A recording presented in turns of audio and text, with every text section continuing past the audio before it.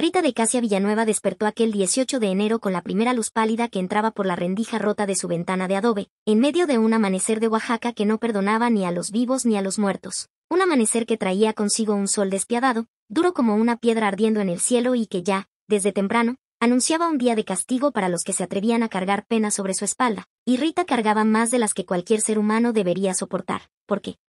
Además de los 7 años de viudez, los 7 años de cargar leña, los 7 años de silencio de sus hijos, llevaba ahora la carga de una pierna infectada que palpitaba con un dolor espeso, profundo, como si dentro de ella viviera una criatura negra devorándole los músculos, y cuando trató de levantarse del petate, el dolor la atravesó con un rayo agudo que la hizo morderse los labios hasta sentir el sabor metálico de la sangre, mientras su casa entera, esa casita pobre de paredes resquebrajadas y techo de lámina picada, parecía observarla en silencio, testigo de su lucha inútil contra un destino que cada día era más cruel. Rita, apenas respirando, se arrastró hacia la pequeña mesa donde guardaba su lata de café oxidada, esa vieja lata que era su cofre de tesoros miserables, su salvavidas y su humillación al mismo tiempo, y que al abrirla reveló el tintineo más triste del mundo. 43 pesos, apenas unas cuantas monedas que no alcanzaban ni para la mitad de un antibiótico de los que don Cristóbal le había dicho que necesitaba con urgencia si no quería perder la pierna o la vida, y ella recordó perfectamente las palabras del farmacéutico, la seriedad en su rostro moreno, el cansancio en sus ojos, la impotencia de un hombre que sabía que le estaba dando una sentencia disfrazada de consejo. Rita, necesitas antibióticos urgente, le había dicho, y ella solo había podido apretar la lata contra su pecho como una niña abrazando una ilusión que sabe que pronto desaparecerá, antes de escuchar el monto final. 680 pesos, una cifra que era para Rita lo mismo que pedirle al cielo que dejara de ser cielo. Y mientras guardaba la lata sabiendo que esa tarde tendría que subir la montaña a cortar leña aunque la pierna pareciera estar pudriéndose bajo su piel, caminó hasta su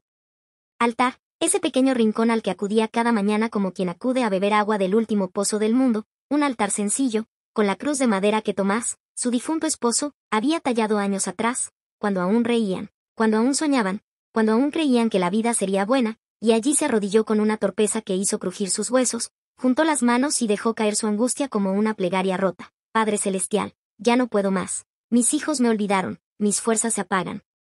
Dame una señal, solo una, dijo entre lágrimas que parecían viejas, como si llevaran años esperando ser derramadas. Pero antes de terminar de rezar, sonó un golpe seco en la puerta, un golpe que atravesó el silencio como un aviso del destino, y Rita se levantó temblando para abrir y encontrarse con Octavio Medrano, su casero, un hombre que en otro tiempo había sido amable pero que la pobreza y la enfermedad de su esposa habían vuelto rígido, exigente, y que ahora estaba allí sin querer estarlo. Para recordarle que debía 2 meses de renta, 2.500 pesos que Rita no tenía ni tendría aunque viviera 3 vidas seguidas, y él habló con voz cansada, una voz que no buscaba herirla pero que la hería igual, porque le dio plazo hasta el día siguiente a las 5 de la tarde, plazo para pagar o para ser desalojada, y cuando Octavio se fue, Rita cayó de rodillas contra la puerta cerrada, abrazándose el pecho, llorando por su pierna, por su casa, por sus hijos, por su pobreza, por su fe que temblaba como una vela a punto de apagarse, y aún así, a las 2 de la tarde, se preparó, porque la vida no espera a los débiles y ella tenía que subir a la montaña aunque el sol quemara como un castigo, así que llenó su morral con lo poco que tenía, un machete oxidado, una cuerda desgastada, una botella con agua, 3 tortillas duras, y un trapo para amarrarse la pierna que ya despedía un olor extraño, un olor que anunciaba que la infección avanzaba rápido.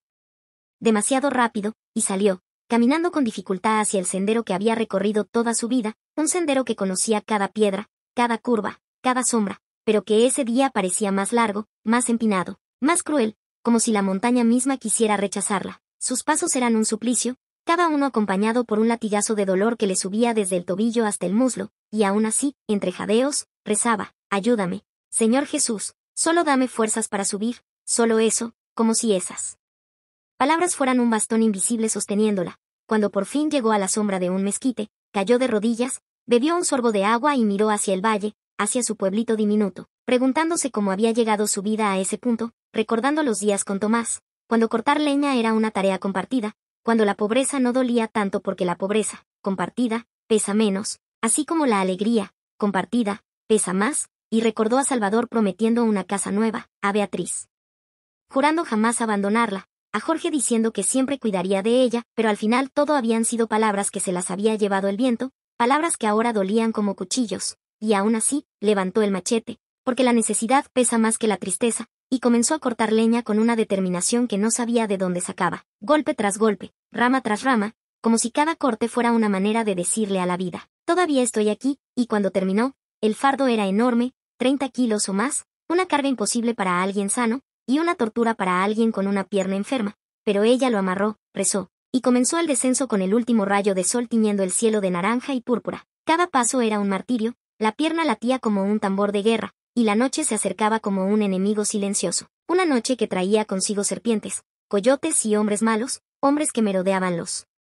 caminos buscando mujeres solas para hacerles daño, porque la maldad nunca duerme, nunca descansa, nunca tiene piedad. Pero Rita continuó, murmurando, Padre Celestial, cúbreme, y en ese momento lo vio, un hombre sentado sobre una roca en medio del sendero, vestido completamente de blanco, un blanco tan limpio que parecía brillar incluso en la penumbra creciente, con el cabello castaño hasta los hombros, barba suave, rostro sereno, y pies descalzos, sangrando, cubiertos de heridas que parecían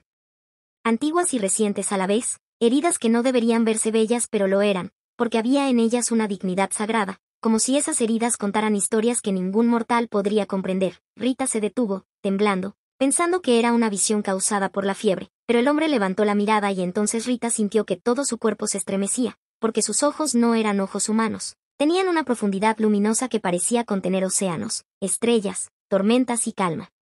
al mismo tiempo, y entonces él dijo, Buenas tardes, Rita de Casia Villanueva, pronunciando su nombre completo con una suavidad que le atravesó el alma, y Rita dejó caer el fardo de leña, preguntando cómo sabía su nombre, pero él solo señaló sus pies ensangrentados y dijo, He caminado mucho para encontrarte, y aunque todo en Rita le decía que debía huir, había algo en aquel hombre, algo antiguo, algo tierno, algo poderoso, que la llamó hacia él, y ella respondió que apenas podía caminar porque su pierna estaba infectada, que no tenía dinero, ni comida, ni nada, excepto su humanidad, y él sonrió con una luz que no venía de la vela del cielo sino de dentro de sí mismo, diciendo, Eso es lo único que necesito, y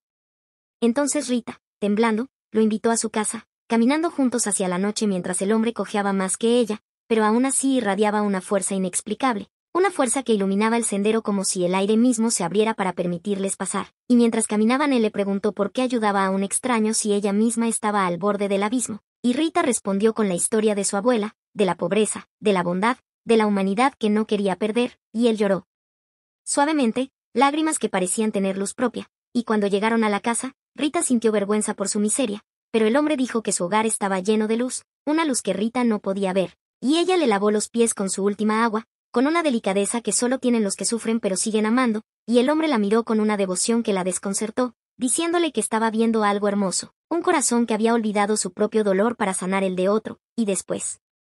al compartir las tortillas secas, él las tomó como si fueran manjar celestial, agradeciendo con una oración que hizo vibrar el aire, y finalmente le preguntó si aceptaría perder su bondad a cambio de un milagro, y Rita dijo que no, que prefería morir pobre pero humana, y entonces él dejó caer una lágrima que brilló como una estrella cayendo, y cuando le pidió que dijera quién creía que era él, Rita tembló como tiemblan los que están ante la verdad más grande del universo, y murmuró usted. Es Jesús. Y entonces Jesús, porque sí, era él, se arrodilló frente a ella, tocó su rostro con manos que parecían hechas de luz, y le dijo que no era indigna, que había venido por ella porque su corazón era puro, y luego tocó su pierna y sanó la infección al instante, y cuando Rita miró su piel sana volvió a llorar, pero Jesús dijo, esto es solo el principio, y caminó hacia el fardo de leña, levantándolo con facilidad sobrehumana, 30 kilos que parecían flotar en sus manos, y mientras Rita lo observaba con el corazón latiendo como un tambor celestial, él añadió, aún queda mucho por revelar, hija mía, lo que viene después cambiará no solo tu vida, sino la de muchos. El sol comenzaba a deslizarse detrás de las montañas rojizas cuando Jesús y Elías avanzaron por un sendero apenas visible entre hierbas altas que se movían como un mar antiguo bajo el viento frío de la tarde, y aunque el cielo mostraba colores que parecían pinceladas de vino y oro, el ambiente cargado presagiaba que no era una simple caminata sino la entrada silenciosa a un territorio donde la maldad respiraba como un animal oculto, pues ambos sentían, sin necesidad de hablarlo, que cada paso los acercaba a un destino que había estado aguardando desde antes que el muchacho naciera, y Elías, aunque joven, percibía el peso de esa presencia invisible en la presión que oprimía sus costillas como si la tierra misma lo observara con ojos antiguos. Jesús avanzaba con una serenidad luminosa, y su túnica larga color blanco marfil, ligeramente movida por la brisa, rozaba la sombra sin mancharse, como si la oscuridad se hiciera a un lado para no tocarlo, y su rostro, dibujado con la precisión de un retrato celestial, piel cálida, barba recortada y ojos profundamente humanos, revelaba una expresión que mezclaba compasión y firmeza, mientras que en la distancia se alzaba un pequeño poblado rodeado por muros de madera ennegrecidos por el tiempo, muros que parecían proteger no un lugar de vida, sino un secreto, porque el ambiente entero adquiría un tono más pesado a cada metro que avanzaban, y el viento dejó de moverse como si la naturaleza contuviera la respiración. Al llegar a la entrada, una mujer de rostro endurecido, ojos afilados y cabello cubierto por un velo gris se acercó con pasos rígidos, mirando a Jesús con una mezcla de temor y hostilidad, como si reconociera en él la luz que había intentado expulsar de su corazón hacía muchos años, y les dijo que se marcharan, que no necesitaban forasteros ni palabras de esperanza, y su voz estaba quebrada como madera torcida, pero Jesús la miró sin juicio y su sola presencia provocó que la mujer retrocediera un paso. Aunque su orgullo la empujó a mantenerse firme, Elías observaba cada gesto con la inquietud propia de quien conoce la maldad pero aún no sabe cómo enfrentarse a ella, y Jesús, con calma profunda, le dijo a la mujer que no venían a exigir nada, sino a traer paz, aunque sabía que en aquel pueblo se ocultaban hombres que se alimentaban del miedo, hombres que disfrutaban ver a los débiles agacharse frente a ellos. La mujer, cuyo nombre era Maera, murmuró que la paz no sobrevivía allí, que desde la llegada de un grupo de hombres liderados por un tal Severan, un mercenario de reputación cruel, de ojos oscuros y cicatriz que cruzaba su mejilla como un relámpago petrificado, nadie podía hablar sin permiso, y mucho menos pronunciar palabras que dieran esperanza, porque él consideraba que la esperanza debilitaba a sus vasallos. Jesús sintió en el aire la huella de las víctimas invisibles, como si cada lágrima derramada en ese lugar lo llamara, y avanzó pese a las advertencias, atravesando la plaza central donde varias personas bajaban la mirada con miedo, y algunas velas apagadas, colocadas frente a sus casas, mostraban la señal de un luto silencioso y repetido, pues Severan prohibía velorios, intentando borrar incluso el rastro del dolor ajeno para que nadie recordara que la fuerza podía ser vencida. Repentinamente, 3 hombres armados con bastones de hierro se interpusieron en el camino, observando a Jesús con sonrisa burlona, y el líder de ellos, un corpulento de barba desaliñada y olor a vino rancio, empujó a Elías para medir la reacción del forastero, pero Jesús extendió una mano apenas, un gesto leve, y el muchacho recuperó el equilibrio como si una corriente suave de luz lo envolviera, provocando que los agresores se desconcertaran por un instante antes de retomar su actitud desafiante. El corpulento exigió que Jesús se arrodillara y mostrara respeto hacia Severan, quien, según él, era más poderoso que cualquier profeta. Pero Jesús no respondió con palabras, sino con una mirada que atravesó la arrogancia de aquellos hombres hasta llegar al miedo interno que ellos ocultaban bajo el ruido de su violencia. Y aunque ninguno comprendió lo que esa mirada significaba, sintieron que su fuerza perdía filo. Elías, viendo que la tensión aumentaba, percibió algo extraño, una sombra que se movía en la parte alta del muro del poblado, una figura encapuchada que se desplazaba observándolos con atención calculada, y Jesús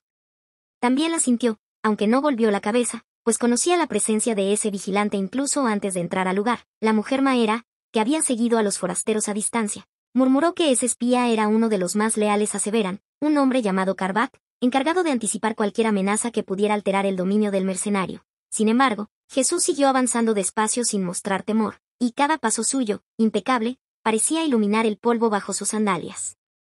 haciendo que los aldeanos salieran tímidamente de sus casas, como si una brasa encendida en su interior volviera a reclamar aire tras mucho tiempo de asfixia. Karbat descendió finalmente y se acercó con paso felino, observando a Jesús de arriba abajo, y con voz baja pero afilada dijo que Severan estaba enterado de su llegada y deseaba hablar con él, una palabra que retumbó como amenaza en la plaza. Elías sintió un estremecimiento recorrerle la espalda, pero Jesús aceptó sin vacilar, aunque añadió que no venía a inclinarse ante ningún tirano, sino a liberar a los que estaban bajo el yugo del miedo, y sus palabras, pronunciadas con una serenidad que parecía envolver el aire con luz dorada, provocaron un murmullo entre la gente escondida en las sombras. Karbat sonrió de lado, una sonrisa rota y hueca, diciendo que esas palabras serían la chispa que encendería la furia de Severan, y ordenó a los guardias que escoltaran al visitante. Mientras caminaban, Jesús percibió el sufrimiento grabado en cada piedra del camino, y Elías, que iba detrás, observaba como algunos niños miraban desde ventanas pequeñas con los ojos muy abiertos, entre esperanza y temor. Al llegar a la fortificación central, una construcción de madera oscurecida donde los tablones parecían haber absorbido gritos antiguos, los guardias abrieron la puerta y revelaron un interior iluminado solo por antorchas, donde una mesa larga de roble estaba cubierta por objetos robados del pueblo, joyas modestas, mantos, herramientas que ahora eran trofeos, y al fondo, sentado en un sillón tosco con piel de animal, Severan apareció, un hombre de hombros anchos, mirada brutal y cabello negro recogido hacia atrás, su cicatriz brillando a la luz como una marca de maldad. Severan observó a Jesús con desdén, diciendo que había oído hablar de un hombre de luz que caminaba sin miedo, y que estaba ansioso por comprobar cuánto duraría esa luz cuando la oscuridad se cerniera sobre él. Jesús no respondió al desafío, sino que contempló en silencio las cadenas colgadas en la pared, herramientas de tortura, y comprendió que aquel hombre no solo dominaba el cuerpo sino también el espíritu de la gente, manteniéndolos prisioneros incluso cuando las cuerdas no los tocaban. En ese instante, Severan se levantó, acercándose con pasos pesados, y cada paso resonaba como un símbolo de opresión, pero Jesús lo miró no con miedo, sino con compasión profunda, lo cual irritó al tirano, quien gritó que él no necesitaba compasión, que solo respetaba el poder, y levantó su mano para golpear a Jesús, pero justo antes de que lo hiciera, una ráfaga de viento entró en la sala como si el mundo exterior se revelara y un sonido lejano, similar a un trueno suave, hizo que Severan retrocediera involuntariamente, pues por primera vez en años sintió algo que no podía controlar, una presencia más fuerte que su ira. Elías observaba con el corazón acelerado y comprendió que ese lugar sería el escenario de una batalla más profunda que un simple enfrentamiento físico. Una batalla entre el miedo que había reinado durante demasiado tiempo y la luz que Jesús traía consigo, una luz que no competía, sino que transformaba, y la atmósfera entera se tensó como si cada átomo del aire supiera que la historia del pueblo estaba a punto de cambiar para siempre, aunque aún faltaba atravesar la tormenta más oscura antes de ver ese cambio, pues los malvados no cederían sin desatar primero toda la sombra que les quedaba por dentro. La sala quedó en silencio después de aquella ráfaga que había obligado a Severan a retroceder, y por un instante, incluso las antorchas parecieron inclinar su llama como si reconocieran una autoridad superior, mientras Jesús permanecía de pie, inmóvil, con su túnica blanco marfil que brillaba tenuemente bajo la luz anaranjada, y Severan, herido en su orgullo, apretó los dientes como un animal acorralado que no soportaba la idea de perder dominio frente a los ojos de su propia guarida, y sus hombres, los guardias que habían entrado tras él, intercambiaron miradas confundidas, porque nunca habían visto a su líder retroceder ante nadie. Entonces, Severan levantó su voz ronca diciendo que no aceptaría ningún tipo de desafío en su territorio y que ese hombre iluminado no saldría de allí sin arrodillarse primero, pero Jesús dio un paso hacia adelante, un movimiento tan suave y tranquilo que hizo sonar más fuerte el peso de los pasos de Severan, y cuando Jesús habló, su voz fue serena, pero firme, una voz que no necesitaba elevarse para llenar el lugar, diciendo que ningún ser humano había nacido para arrodillarse ante la oscuridad, que todo corazón podía ser liberado del miedo si era tocado por la verdad. Y esas palabras, como ecos invisibles, recorrieron las paredes descarnadas de la fortaleza y se colaron por los huecos de las tablas como si buscaran tocar los lamentos atrapados allí desde hacía años. Severan, enfurecido, ordenó a Carbat que amarrara a Jesús, que apagaran esa luz antes de que contaminara al pueblo, y Carbat, aunque obediente, dudó apenas un segundo, pues había sentido en su interior un estremecimiento extraño cuando la mirada de Jesús lo alcanzó desde lejos, una sensación cálida que chocaba violentamente con la frialdad que él mismo había cultivado para sobrevivir bajo el mando del tirano. Aún así, avanzó con las cadenas en la mano, pero Jesús lo observó directamente con una expresión tan profundamente humana que Carbat se detuvo justo frente a él, incapaz de alzar los brazos, y en ese silencio surgiría un crujido leve, como el de una madera quebrándose, que provenía no del edificio, sino del mismo corazón del hombre malvado, en el que por primera vez se abría una grieta de luz. Severan notó la vacilación de su subordinado y rugió su nombre con tal ira que Carbat, temblando, apretó los puños tratando de recordar quién creía ser. Pero antes de que pudiera moverse, Jesús colocó suavemente su mano sobre la cadena, y la cadena cayó al suelo. Sin romperse, como si se negara a cumplir aquel propósito, Severan, sintiendo que su dominio comenzaba a resquebrajarse, desenvainó un cuchillo de hoja curva y dio un paso rápido hacia Jesús, pero Elías, que había observado todo desde la entrada con la respiración acelerada, se interpuso impulsivamente sin saber cómo ni por qué su cuerpo había actuado antes que su mente, y aunque Jesús podría haber detenido al tirano sin necesidad de intervención, permitió que ese impulso de valentía floreciera en Elías como una semilla destinada a marcar su futuro. Sin embargo, Severan apartó al muchacho de un empujón violento que lo hizo caer al suelo, golpeándose el codo, y cuando levantó la hoja para intimidar de nuevo, un sonido exterior, profundo y multitudinario, comenzó a elevarse. Voces, muchas voces, voces del pueblo que se acercaban desde la plaza, porque la breve luz que había tocado sus corazones al ver caminar a Jesús había encendido algo que ya no podía apagarse, y aquellos que antes